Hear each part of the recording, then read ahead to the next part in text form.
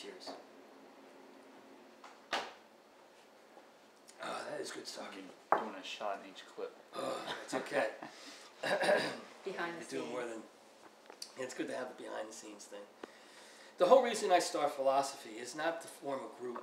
And I think the hardest part with my lifestyle is that I'm more, or what I've started out to teach. When I first began, I would think that groups was the way to go, you know, to change things.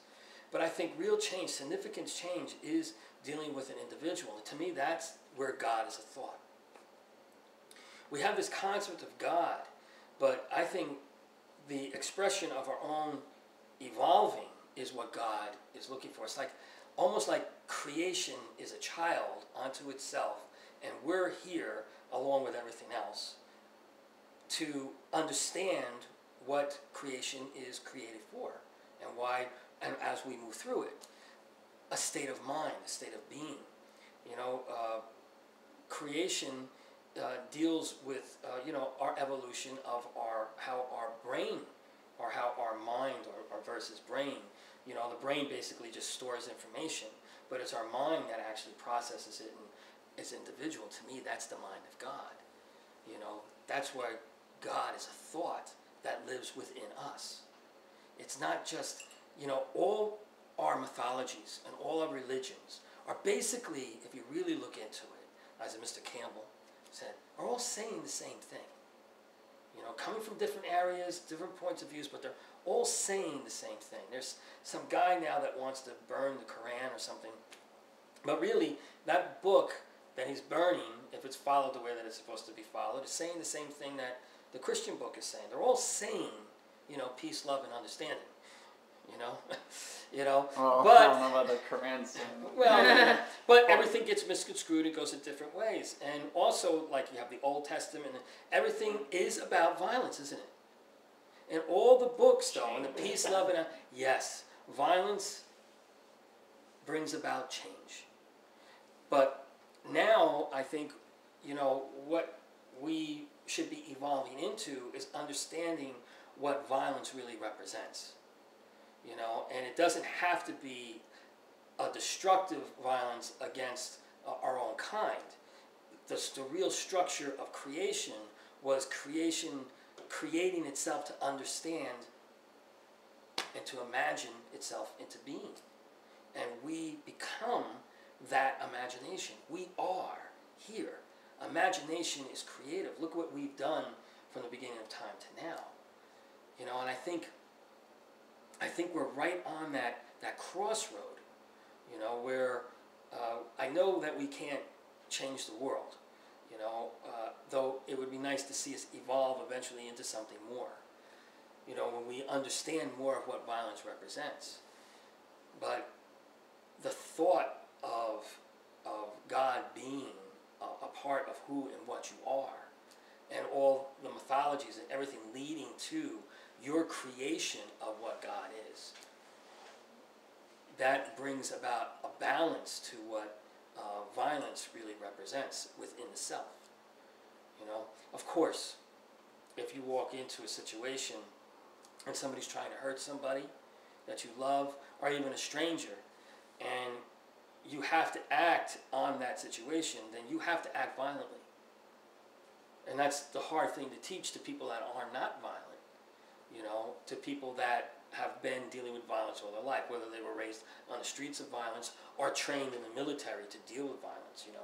And a lot of those people that aren't deprogrammed, that have to come back into society, have a really difficult time coming back into society and finding that balance. But you have to be able to understand, you have to be able to tap into that balance. If you walk into a situation where two people are being hurt, you have to be able to switch your perception at that point and become violent, but creative violence. In other words, the difference is that you're able to project it in a way where you understand what it is that you're doing, you know, or what it is that you're destroying, as opposed to just coming in and just blanking out, or using the idea of the adrenaline part that you get from it, but really using that birth of creation within the self, because that's where all things actually came from. Instead of using it as a negative energy, you use it as a creative energy, And that's basically where chi comes from. Imagination, creation coming into its own existence, realizing needs to exist. And we are a part of that. We are traveling through it. We are a part of learning about our own creation and creation in itself. So it comes back into simplicity, but at the same time, understanding creation as a thought, God as a thought, then that deals with the presence of where the mind truly is the material.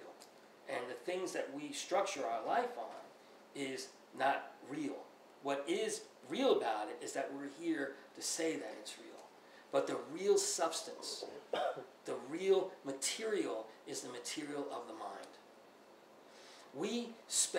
People will play games, video games, and will spend $1,000 on a sword that doesn't exist to slay something that doesn't exist.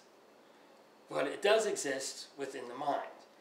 But how much more if you were able to swallow that and put it into your mind and realize that the sword that you carry within your mind is that unsheathed sword that cuts through adversity. So when you have a thought or when you have a concept, depending on how you want to act on it, the real material is within the thoughts of the mind. Now we take those thoughts of those mind and we put it into the material, create a table, create people going to the moon, create time travel, create all of those things that exist within the imagination of the mind. So the mind is really where you're going to go. The mind is the real material of your temple. And your temple is merely a vehicle that is allowing you to travel. And it depends on what you want to do with that vehicle. What you want to be. Not in what you want to do to change the world, but who you are as an individual within the self. What are you doing? How are you growing? How are you evolving? How are you learning? And wherever that may lead you. But it's not in the physical material world. It's in the substance of the mind that really is the universe. Each individual is a universe unto themselves that is waiting to be discovered. Each of us are individuals. We're universes, we're like whole worlds, planets within ourselves that integrate and interconnect with everything, especially other humans.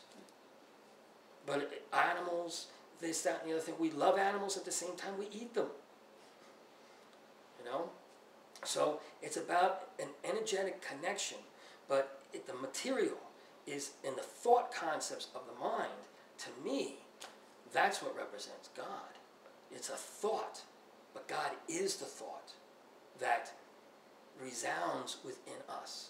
And it's how we create that and how we express that that can make all the difference. Both in the world and in the uniqueness of